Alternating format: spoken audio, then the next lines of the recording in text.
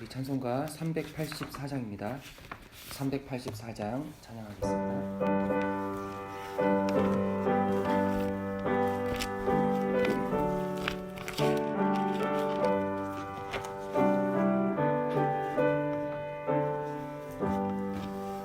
나의 갈 길 다가도록 예수 인도하시니 내 주 안에 있는 공을 어찌 의심하리요. 믿음으로 사는 자는 하늘 위로 받겠네. 무슨 일을 만나든지 만사 형통하리라. 무슨 일을 만나든지 만사 형통하리라.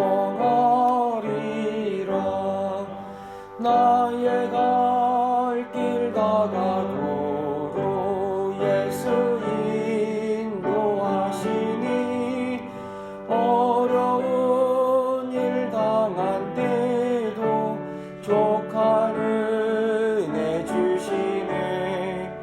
나는 심히 고단하고 영혼 매우 가라나. 나의 앞에 반석에서 생물 나게 하시네. 나의 앞에 반석에서 샘물 나게 하시네. 나의 갈 길 다가도록 예수 인도하시니 그의 사랑 어찌 큰지 말로 할 수 없도다. 성령 감화 받은 영혼 하늘 날아갈 때에 영영 부를 나의 찬송 예수 인도하셨네. 영영 부를 나의 찬송 예수 인도하셨네.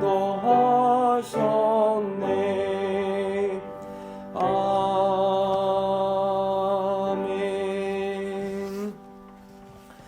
새로운 한 주간의 삶이 시작이 되었습니다.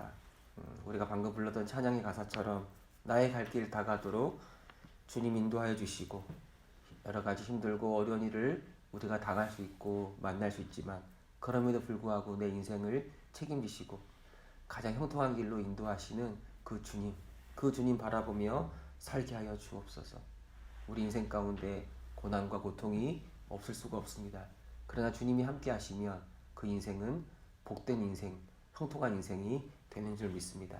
하나님, 오늘 하루, 새로운 한 주간의 삶이 주와 동행하는 삶이 되게 하여 주시고 이 형통과 그 복을 누리는 은혜로운 시간들이 되게 하여 주옵소서.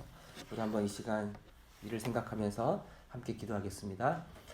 하나님 아버지, 정말 나의 갈 길 다가도록 주님을 바라보며 주님의 인도함을 따라 나아가기를 원합니다. 하나님, 때로는 원치 않은 일들을 만나고 정말 인생의 고난 속에서, 역경 속에서 우리의 몸과 마음이 지칠 때가 많이 있지만, 그러나 하나님, 내 인생이 주님 앞에 형통한 인생을 고백합니다. 주님 나와 함께 하시면 그 악을 골짜기, 죽음의 골짜기도 생명의 골짜기가 되고, 이 메마른 내 땅 가운데서도 땅에서 샘물이 솟아나 내 영혼을 만족케 하며 내 영혼 속에 이 세상에 줄 수 없는 진짜 평강을 주실 줄 믿습니다. 우리 사랑하는 성도 한 분 한 분의 삶을 붙잡아 주시고 믿음으로 주님과 동행하게 하여 주시고, 주님께서 허락하신 오늘 하루 이 한 주간의 삶이 주님과 동행하며 주의 손 굳게 붙잡고 믿음으로 나아가는 삶이 되게 하여 주시고, 그리하여 하나님 형통 하나님 이 복을 누리며 기뻐하며 감사하며 살아갈 수 있는 그런 저희들의 삶이 되게 하여 주옵소서. 주님 우리를 붙잡아 주시고 우리의 손 굳게 붙잡아 주시고 좌로나 우로나 흔들리지 말게 해 주시고 주님께 우리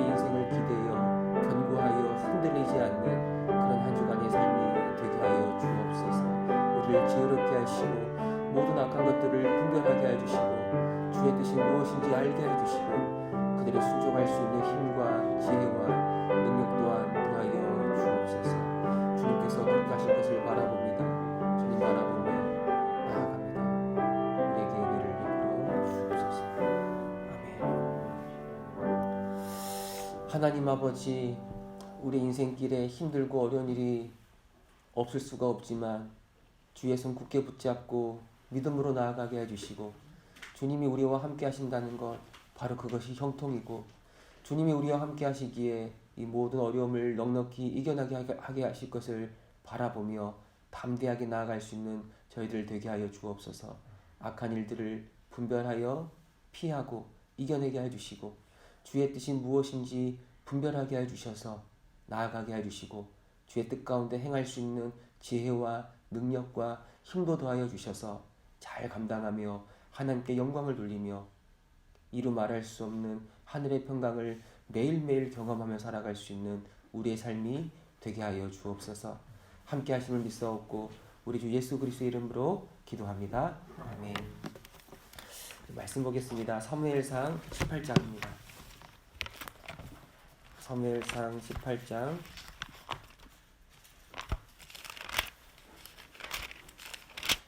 10절에서 16절 말씀 보겠습니다.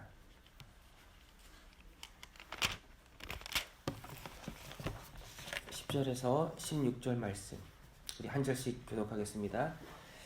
그 이튿날 하나님께서 부리시는 악령이 사울에게 힘있게 내림에 그가 집안에서 정신없이 떠들어대므로 다윗이 평일과 같이 손으로 수금을 타는데 그때에 사울의 손에 창이 있는지라.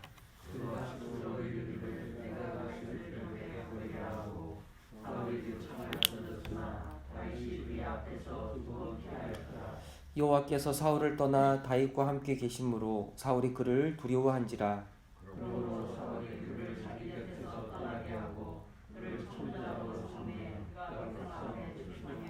다윗이 그의 모든 일을 지혜롭게 행하니라. 여호와께서 그와 함께 계시니라.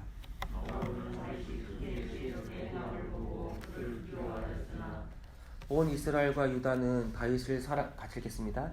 온 이스라엘과 유다는 다윗을 사랑하였으니 그가 자기들 앞에 출입하기 때문이었더라. 아멘. 여러분, 이 다윗이 이 블레셋 사람을 죽이고 이 돌아올 때 이 여인들이 이 사울이 죽인 자는 천천히요, 다윗이 죽인 자는 만만이라 그렇게 노래하면서 노래하는 것 이야기를 이 사울이 듣게 됩니다. 그러자 이 사울이 이 다윗을 시기하고 질투하면서 그를 주목하여 보는 거예요. 이 사울은 이미 이전에 이 사무엘을 통해서 하나님께서 이 사울을 버리시고 이스라엘을 그보다 더 나은 사람, 더 나은 이웃에게 줄 것이라고 말씀했기 때문에 아마 다윗이 그런 사람이지 않을까 아마 본능적으로 생각했을 거예요. 얼마나 불안하고 얼마나 두렵고 얼마나 초조하겠는가. 그러나 이 사울의 이런 반응은 그를 하나님께로 돌이키고 하나님께 회개하는 방향으로 이끌지 않았어요. 오히려 사울은 더 완악해지고 더 강팍해지고 더 악해지는 방향으로 나아가고 있습니다. 이 사울이 다윗을 향해 이 시기와 질투를 품게 될 때 악령이 이 사울에게 더 강하게 내리기 시작합니다. 이 사단, 이 마귀가 시기하고 중화하는 사람의 마음속에 틈을 타고 들어와 그 마음속에 악한 생각을 더 부추긴다는 거예요. 사람에게 여러분, 시기와 질투하는 마음이 일어날 수 있습니다. 그러나 그 마음을 자제하지 못하고 절제하지 못할 때 결국 그 마음은 겉으로 드러나게 되는 거예요. 이 사울은 이 다윗을 향한 그 미워하는 마음을 겉으로 드러내서 이 평소처럼 사울을 위해 수금을 타고 있던 다윗에게 창을 던지는 거예요. 그를 죽여버리고 싶은 마음까지 그 마음속에 일어난 거예요. 그리고 이걸 직접 행동으로 옮기는 거예요. 여러분, 원래 이 다윗의 수금 타는 소리는 이 사울이 악령으로 고통당할 때 그를 치유해주는 아주 좋은 음악이었어요. 하나님이 다윗을 통해 그를 고쳐주시고 그를 만져주시고 그를 돌봐주시고 그 마음속에 그 악령으로 말미암는 고난과 고통을 없애고 하늘의 평강을, 주님의 평강을 허락해 주셨던 거예요. 그러나 이제는 그 양상이 다릅니다. 악령이 그를 지배하고 그 마음에 악독이 충만하게 되고 온갖 시기와 질투의 마음이 지배하게 되자 이 다윗의 수금 소리를 거부하고 심지어 그를 죽이기까지 하고 있는 거예요. 우리 이를 어떻게 해석해야 될까? 여러분, 하나님의 영이 떠나 이 악령이 지배하는 사람들의 마음이 얼마나 황폐하고 얼마나 끔찍한지를 볼 수 있어야 돼요. 온갖 시기와 질투와 악독이 가득하고 그 악한 마음들은 결국 밖으로 드러나게 되는 거예요. 다른 누군가를 미워하고, 그리고 어떤 상황에서는 심지어 그를 죽이기까지, 그에게 해를 가하기까지 하는 게 사람의 마음이라는 거예요. 근데 이런 사울의 모습과는 달리 다윗은 어떻습니까? 자기를 죽이려고 하는 사울을 향해 그 어떤 보복도 하지 않고 그저 그를 피하기만 하는 거예요. 여러분, 누군가가 나를 미워하고 나를 해치려고 할 때 우리의 본능적인 반응은 나 역시도 그를 대적하고 그와 싸우려고 하는 거예요. 그러나 다윗은 사울을 그렇게 대하지 않습니다. 단순히 사울이 왕이기 때문에 그런 것이 아니라 하나님께서 친히 기름 부어 세우신 이스라엘의 왕이었기 때문에. 그래서 사울을 대적하는 일은 하나님을 대적하는 거였어요. 하나님의 영이 떠나 온갖 악령이 그를 부리고 있다 하더라도 하나님은 여전히 그를 왕의 자리에 앉게 하셨어요. 그를 폐하시는 분도 하나님이시기 때문에 다윗은 이를 인정하고 그 상한 마음을 다스리고 결국 도망가는 길을 택하고 있는 거예요. 여러분, 사울은 이 사무엘을 통해서 다윗이 기름 부음 받았다는 사실을 아직은 모릅니다. 그러나 다윗의 이 말과 다윗의 행동들, 그리고 그에게 나타나는 여러 가지 사역들, 역사들을 보면 그가 장차 이스라엘의 왕으로서 아주 합당하다는 것을 계속 보여주고 있어요. 다윗이 골리앗을 향하여 이겼던 사건들이나 그의 담대한 말들이나 그가 가는 곳곳마다 승리하고 수많은 역사를 이루어가는 과정을 보면 이 다윗은 이스라엘의 왕으로서의 합당하다라고 인정하지 않을 수가 없습니다. 근데 이런 다윗을 사울이 대적하고 그를 미워하고 심지어 그를 죽이려고 한다면 그는 단순히 한 사람을 죽이는 게 아니에요. 다윗을 죽이려 하는 게 아니라 하나님과 싸우려고 하는 겁니다. 하나님을 대적하는 자의 편에 서서 하나님의 원수로 지내고 있는 거죠. 이게 얼마나 어리석은 모습입니까? 반면 다윗은 실제 사울의 모습에서 이스라엘의 왕의 합당한 모습이 나타나지 않고 온갖 악령이 지배 가운데 악한 모습이 드러나고 있음에도 불구하고 심지어 자기를 죽이려고 함에도 불구하고 사울을 존중하고 그를 섬기고 있는 거예요. 이 다윗은 그 마음을 잘 다스리고 주님의 뜻 안에서 이 거룩한 길을 가고자 지금 나아가고 있는 거예요. 여러분, 우리도 때론 다윗처럼 억울한 일을 당할 수 있고 원치 않은 일을 만날 수도 있습니다. 그래서 때론 누군가가 믿기도 하고 어떤 시기와 질투 가운데 빠질 수도 있어요. 그러나 하나님의 사람들은 얼마든지 그러한 감정과 그런 마음을 다스릴 수가 있어요. 우리 스스로 다스리는 게 아니에요. 예수 믿는 사람들에게는 이미 하나님의 영, 성령이 그 마음속에 들어와 계셔서 날마다 그 마음을 새롭게 하시고 우리를 다스리기 때문에 얼마든지 그런 생각이 일어날 때 절제할 수 있고 그런 악한 생각들과 싸워 이길 수가 있는 거예요. 오히려 미워하는 것을 극복하고 나를 괴롭히는 사람, 심지어 원수까지도 주 안에서 회복되고 온전케 되기를 소망하는 마음으로 그를 위해 기도하고 그런 마음이 이 신자의 소원이 되는 거예요. 이게 바로 다윗의 마음, 즉 여호와 하나님이 함께 하셔서 그 마음을 다스리고 있는 다윗의 마음이라고 말할 수 있습니다. 이 다윗은 가는 곳곳마다 정말 지혜롭게 행해서 많은 사람들에게 사랑을 받는데 이 사울은 이런 다윗을 바라보며 시기하고 미워하지만 동시에 이 다윗을 두려워하기 시작합니다. 왜 그런가?